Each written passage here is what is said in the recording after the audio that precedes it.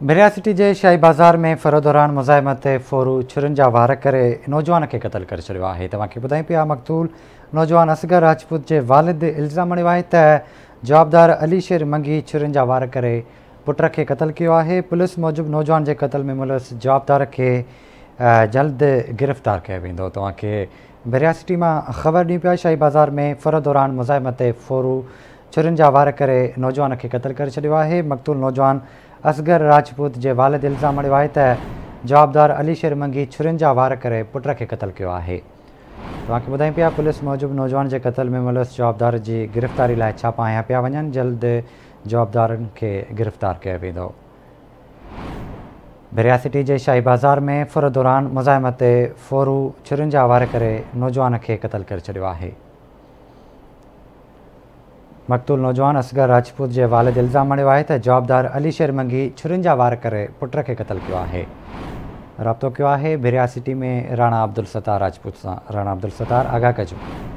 जी बिल्कुल, बिरिया सिटी के शाही बाज़ार में दुकानदार 32 साला नौजवान असगर अली राजपूत जो दुकान से वेठल हो तो ओचितो नाले नौजवान अली शेर पुट फिरोज़ मंगी चौहान छुरिन जा वार करे नौजवान असगर राजपूत के क़त्ल करे फरार थी वियो।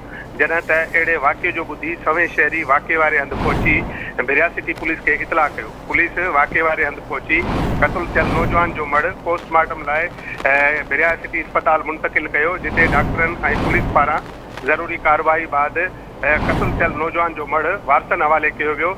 जॾहिं त ॿिए पासे क़त्ल थियल नौजवान के वालिद अनवर अली राजपूत ॿुधायो त पुट दुकान हलाईंदो आहे, जेको पंहिंजे दुकान ते वेठल हो जो नाले अली शेर मंगी पुट खां फुर करण की कोशिश कई त मज़ाहमत दौरान छुरियूं लॻण करे पुट मौके ते ही क़त्ल थी वियो।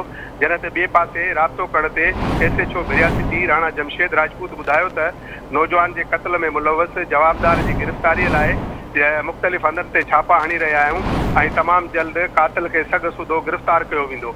इन वधीक ॿुधायो त जवाबदार घर खाली करे फरार थी विया आहिनि।